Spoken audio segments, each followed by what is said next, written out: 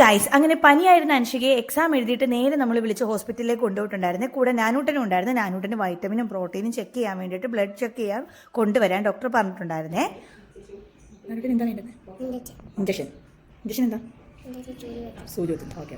സാധാരണ പിള്ളേർക്ക് സൂചി പേടിയാണ് കേസ്. പക്ഷേ ഇവൻ്റെ ഈ സൂചിയോടുള്ള ത്വര കാണുമ്പോഴേ നിങ്ങൾക്ക് അറിയാമല്ലോ, ഇവന് സൂചിയൊന്നും പേടിയില്ല, ഇഞ്ചക്ഷൻ ഒന്നും പേടിയില്ല. അങ്ങനെ ഒരു പ്രത്യേക ടൈപ്പ് ഒരു കുട്ടിയാണ് ഇവൻ കുറേ സംശയങ്ങൾ ഇങ്ങനെ ചോദിച്ചുകൊണ്ടിരിക്കുകയായിരുന്നു. അവസാനം ഞാൻ മടുത്തപ്പോൾ ഞാൻ പറഞ്ഞിടാ ഒന്ന് താഴെ ഇറങ്ങണം, ഇങ്ങോട്ട് വേണം. അപ്പോൾ പറയണം അമ്മ കൈ തന്നാൽ ഞാൻ ഇറങ്ങാൻ. പിന്നെ ഞാനൊരു കൈയൊക്കെ കൊടുത്ത് അവനെ താഴെ ഇറക്കി.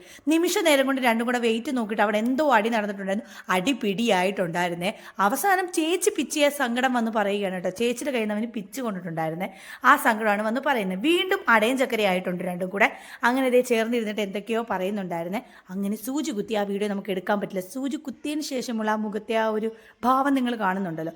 പക്ഷേ അവൻ കരഞ്ഞില്ല കേട്ടോ. ഇതെല്ലാം കഴിഞ്ഞ് വീട്ടിൽ വന്നിട്ടൊരു 1.5 ഇളക്കമായിരുന്നു. ഇത് എന്താണെന്ന് എനിക്ക് മനസ്സിലായില്ല. എനിക്ക് സൂചി കുത്തിയതാണോ അവർക്ക് വല്ലതും മാറിപ്പോയെന്നൊന്നും അറിയത്തില്ല. കുറേ നേരത്തേക്ക് ഇത് തന്നെയായിരുന്നു കേട്ടോ. അപ്പോൾ അത്രയേ ഉള്ളൂ. വീഡിയോ ഇഷ്ടപ്പെട്ടാൽ ലൈക്ക് ചെയ്യുക, ഷെയർ ചെയ്യുക, ചാനൽ ഒന്ന് സബ്സ്ക്രൈബ് ചെയ്ത് സപ്പോർട്ട് ചെയ്യുക. Okay, by.